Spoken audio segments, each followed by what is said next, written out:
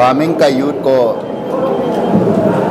बहुत धन्यवाद देता हूँ और ख़ास करके हम सोचता है विश्वास करता है ये चुनाव जो है पब्लिक का माइंडेड से चुनना चाहिए और यूथ जो है आजकल यूथ जो है एजुकेटेड यूथ होता है और ख़ास करके हम ये बताना चाहता हूँ अगर कहीं यूथ में रुपया पैसा का नशा में घूम रहा है तो रुपया पैसा का लालची में घूम रहा है तो हमारा बामिंग यूथ से सीखना चाहिए और बामिंग यूथ को रुपया पैसा से कोई इच्छा नहीं है, लालची नहीं है। इसलिए खास करके हमारा बामिंग का जितना मेरा 8 बामिंग कॉन्स्टिट्यूंसी असेंबली का यूथ लोग जो है इस बार टोटली मॉरली फिजिकली मेंटली पूरा हमको साथ दिया है और ये चीज़ को बाकी यूथ भी सीखना चाहिए। जी, तो अरुणाचल बीजेपी अक्सर ये कहते हैं कि कांग्रेस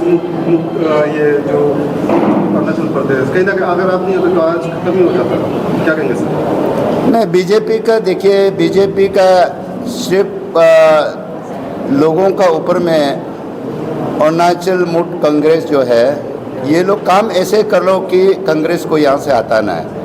ये लोग का अपना आपको दो भरोसा है कि उन लोग का पास पावर है, उन लोग का पास पैसा है, तो वो दो भरोसा से बोलने से नहीं होगा, वो कभी कांग्रेस नहीं हटेगा। तो इसलिए और ख़ास करके आज तो कांग्रेस में हम अकेला है और आउट ऑफ 60 में कम से कम 14 विधेयक ऐसे आया है कि बिना बीजेपी का है, तो वहाँ का पब्लिक सपोर्टर को भी मैं धन्यवाद देना चाहता हूँ। वही सर, जैसे कि आप देख पा रहे हैं कि सोशल मीडिया पर सारे टाइगर स्प्रे करके टाइगर पूरा नारा लगा रहे हैं और आप 5 साल का बाद फिर आप लीडर में आए हो, आप इस बार एज ए कांग्रेस का एमएलए तो आप इलेक्टेड होकर आए हो, आप स्टेट के लिए आप क्या नया विजन लेकर आए इस बार? मैंने पिछले बार जब चुनाव हारा था मुझे किसी मीडिया ने पूछा है तो मैं तो अपना आप को कभी टाइगर नहीं बोलता, शेर नहीं मानता है, तो मैं लोगों के लिए पब्लिक के लिए हमेशा अपना आप को बिल्ली जैसे समझता है। तो हमको मीडिया, आप जैसे मीडिया ने मुझे पिछले साल बोला है कि टाइगर हारना नहीं चाहिए। मैंने तो बोला है कि देखो शेर जो है लंबा छलांग मारने के लिए कभी कभी 2 कदम पहले पीछे हटना पड़ता है, तो मैंने 2 कदम पीछे हट के इस बार फिर मैं उम्मीद करता है हमको बहुत लंबा छलांग मारना चाहिए, अभी मारेगा। सर आपका क्या कहना है? कैंपेन के समय में उनके तरफ से अनाउंसमेंट किया जा रहा था, जितने भी कॉन्स्टिट्यूंसी में जा रहे थे कि दूसरे पार्टीज को वोट नहीं देना, अगर बन भी जाता है तो जो बनने वाला है गवर्नमेंट उनके तरफ से फाइनेंशियल सपोर्ट नहीं दिया जाएगा, क्योंकि आप कांग्रेस को एकला रिप्रेजेंट कर रहे हैं इस पूरे स्टेट में। क्या कहना चाहेंगे इस स्टेटमेंट को लेकर? आपका पूरा क्वेश्चन बोलिए। का स्टेटमेंट था कैंपेन के दौरान में कि अगर दूसरे पार्टी के रिप्रेजेंटेटिव को अगर वो इलेक्ट करते हैं, जनता इलेक्ट करते हैं, तो स्टेट गवर्नमेंट जो बीजेपी बनने वाली है उनके तरफ से फाइनेंशियल सपोर्ट या फिर ये सब नहीं मिलेगा, जो एमएलए इलेक्ट उससे ही चलना पड़ेगा। तो क्या कहना चाहिए इसको? देखिए, ये चुनाव में मैंने इस बीच में भी यही बोला है कि चुनाव का पहले कुछ भी बोल सकता है, कोई भी लैंग्वेज यूज़ कर सकता है, क्योंकि जनता का वोट हासिल करने के लिए बोल सकता है। लेकिन मैं सोचता है पेमा खांडू एक एजुकेटेड लीडर है, यूथ लीडर है, वो अपना पुराना बात को अगर उस बात को दिमाग में लेके काम करेगा तो वो कैसे टीम अरुणाचल बना के चल सकता है। और देखिए, जब चुनाव अभी मैं बामिंग से चुन के आया है, मैं कांग्रेस से बिलोंग किया है, मैं हो सकता है बीजेपी का ओपोजिशन हो सकता है, लेकिन मेरा बामिंग का जनता तो कोई अरुणाचल का ओपोजिशन तो नहीं है। जो पब्लिक को हक मिलना चाहिए वो मिलना चाहिए। अगर उस जैसे बोला वैसे काम करेगा तो असेंबली तो है ना, मेरा आवाज़ को कोई बंद नहीं कर सकता है। सर, जैसा मैंने कहा कि आप कांग्रेस को ओवरऑल स्टेट में रिप्रेजेंट कर रहे हैं, बामिंग तो आपका अपना पर्सनल एक कॉन्स्टिट्यूंसी हो गया, ओवरऑल स्टेट में क्या आप देखना चाहोगे? ऐसा ऑपोजिशन आप असेंबली में क्या मुद्दा उठाना चाहोगे? आप अभी से हम जानना चाहेंगे आपसे। हाँ, मैं अभी तो हम कुछ आश्वासन नहीं दे सकता है। मैं अपना कांग्रेस परिवार को ये वादा करता हूँ और हम पार्टी के लिए अच्छा काम करेगा। देखो, चुनाव जो है आज देखिए मोदी जी बोलता है मोदी गारंटी, वो 400 से ऊपर जाएगा, लेकिन उसका भी तो अपना अभी सारा हिंदुस्तान देख रहा है। तो वैसे पॉलिटिक्स में कोई नहीं बोल सकता। अभी हम तो चाहता है कि जो भी रूलिंग गवर्नमेंट है, कल को कोई भी सीएम बनो, लेकिन मैं चाहता है कि सारा अरुणाचल का वो डिफरेंस में नहीं देखना, अपोजिशन रूलिंग का डिफरेंस देखना नहीं, काम मिल के करना चाहिए।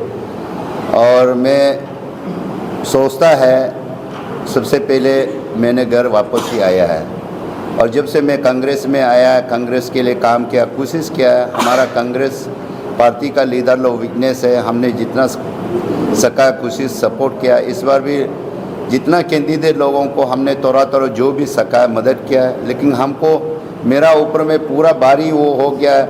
मैं किसी को उसके लिए मैं आपका मीडियम से जितना भी कैंडिडेट लॉस हुआ है तो उन सभी को मैं क्षमा चाहता हूं मैं, क्योंकि वहां पूरा फुल साथ नहीं दे पाया है।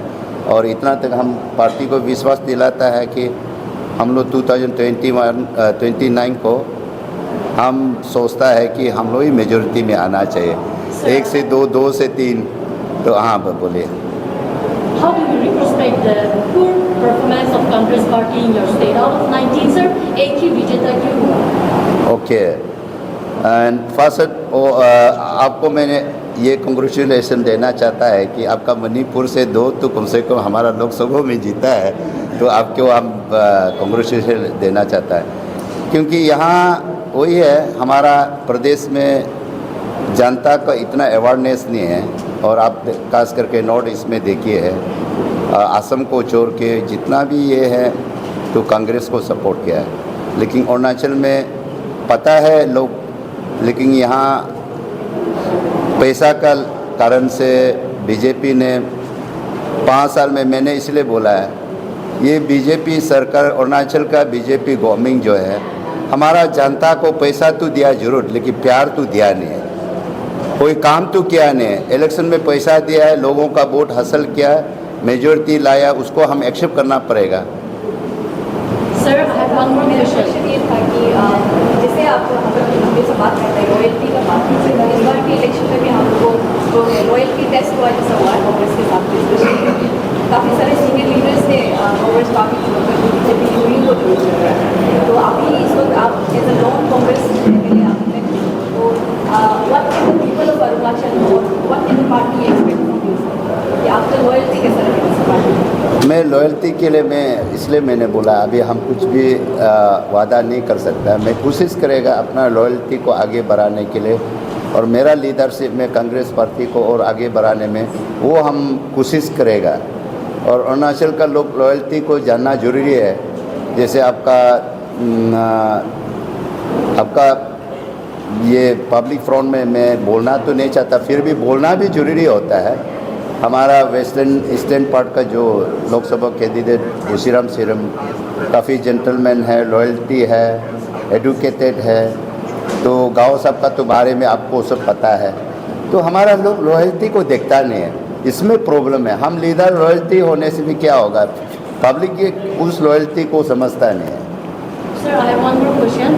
How do you plan to revive the Congress party in your state? मैंने बार बार बोल रहा है, हम खुद कोशिश करेगा, अच्छा प्लान करेगा। और कांग्रेस स्ट्रेटेजिक पॉइंट तो बताना चाहिए। हाँ, वो देखिए उसी बात को बार बार नहीं पूछने से भी मैं भी बार बार बोलना ठीक नहीं है। और हमारा कांग्रेस का बारे में देखिए, ये सबको पता है, हिंदुस्तान को आज़ादी लाया कांग्रेस, जितना बड़ा बड़ा इस्टेब्लिश किया है आपको सारा कांग्रेस है। इसलिए आज इस बार के इलेक्शन में देखिए, यूपी में कभी आप सोचा था? तो यूपी में क्यों इतना आया है? तो क्योंकि वहाँ का लोग जान गया ना। तो इसलिए ये सिर्फ कांग्रेस को हम आगे बढ़ाएगा वो बात नहीं, जनता आगे मिल के बढ़ाना चाहिए। सर, अब तो आपकी तरफ से कंट्रीब्यूशन रहेगा आने वाले 2029 के इलेक्शन में कि जैसे बीजेपी लोग कहते हैं कि कांग्रेस मुक्त भारत, तो उसी तरीके से कांग्रेस बीजेपी मुक्त भारत आप लोग बनाने की कोशिश करेंगे, स्पेशली अगर बात करें अरुणाचल कॉन्टेक्स्ट में? नहीं, ऐसे ब्लेंड तो हम नहीं बोल पाएगा। तो अब 1-2 साल का बाद आप लोग देखिए कांग्रेस कितना आगे बढ़ता है और बीजेपी कितना पीछे जाता है, वो आप देख लीजिए। तो इसके लिए आज कुछ हम आश्वासन नहीं दे सकेगा। Thank you.